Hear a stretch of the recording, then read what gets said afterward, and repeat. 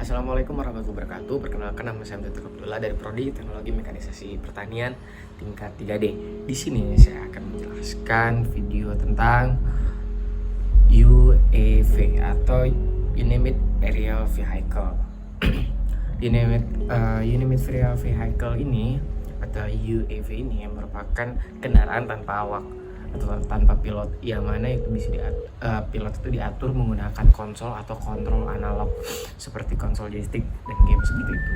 Dan biasanya ini digunakan untuk memenuhi kebutuhan pemantauan, untuk memantau bencana, pertanian, serta kebutuhan teknologi lainnya.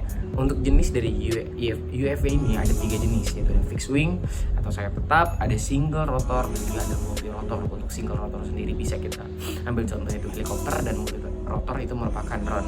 Dan mekanisme dari UAV ini yaitu biasanya dirancang untuk memiliki struktur yang ringan dan juga efisien namun kuat, sehingga dapat terbang dengan efisien dan memiliki daya tahan yang baik dalam berbagai kondisi cuaca. Untuk komponen dari UAV sendiri itu meliputi ada sayap, baling-baling, badan pesawat atau frame, dan juga ada mesin atau motor, dan juga ada rotor atau akuator, serta ada baterai, ada sistem navigasi, ada sensor, ada flying control, ada ESC atau electronic speed control, dan juga ada kamera serta transmitter seperti itu. Dan juga selanjutnya itu ada sistem gaya angkat aerodinamika, yang mana ada sedikit perbedaan antara sayap, fixed wing, dan juga rotor, yang mana perbedaannya sedikit tapi sama-sama memiliki persamaan, yaitu membelah udara. Untuk sayap pesawat sendiri itu kita menggunakan hukum Bernoulli, yang mana itu berbunyi udara yang bergerak di atas sayap pesawat lebih cepat sehingga mengalami penurunan tekanan, sedangkan untuk udara yang di bawah sayap itu bergerak lebih lambat sehingga mengakibatkan tekanan itu tinggi. Nah, dari hukum Bernoulli itu terjadilah daya angkat pesawat.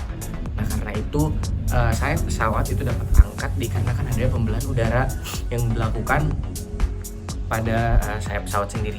Sedangkan untuk yang menggunakan rotor atau drone atau mungkin helikopter itu sedikit perbedaannya, yang mana itu adanya rotor yang difungsikan untuk membelah udaranya itu sendiri, yang mana membelah udara menggunakan baling-baling tetap namun memiliki gaya atau tenaga tambahan dari putaran rotor itu sendiri. Nah, jadinya untuk mengangkat menggunakan baling-baling itu atau menggunakan rotor itu mengakibatkan teori yang terjadi adalah semakin tinggi dari putaran rotor tersebut, maka akan semakin besar tekanan dari baling-baling tersebut, yang mana itulah yang menyebabkan gaya angkat aerodinamikanya di multi rotor atau di single rotor itu terjadi.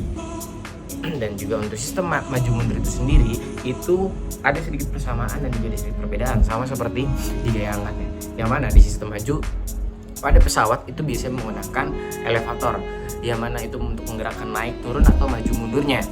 Nah, pada pesawat sendiri elevator berada di belakang sayap pesawat di belakang sayap pesawat, yang mana itu dapat digunakan secara vertikal. Ketika elevator diangkat, maka bagian belakang sayap akan terangkat akan tertekan ke bawah, sehingga bagian depan sayap akan terangkat di bagian depan sayapnya. Jadi itulah yang menyebabkan di bagian fixed wing atau bagian di sayap pesawat itu terjadi naik turun atau juga maju mundur itu karena adanya sistem elevator itu sendiri. Sedangkan untuk multi rotor atau single rotor atau rotor sendiri itu digunakan oleh kontrol, yang mana baling-balingnya yang